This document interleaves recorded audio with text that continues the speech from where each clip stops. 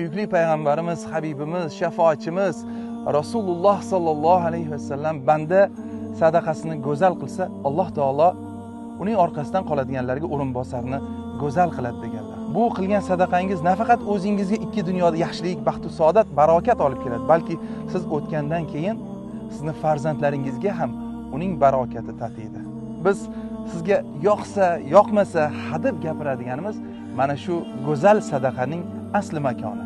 Sizni o'sha ihsonlaringizni, sadaqalaringizni haqiqiy haqdorlarni yig'iladigan maskani bu azizlar. Jannatdagi qasrlarga ulgurib qoling.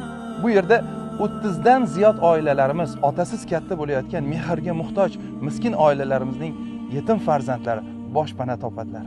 Bu yerda xursand bo'ladilar. Hayotdan bir ma'no topadilar. Baxtga, saodatga to'ladilar. Sizni haqqingizga tinmasdan duo qiladilar inshaalloh.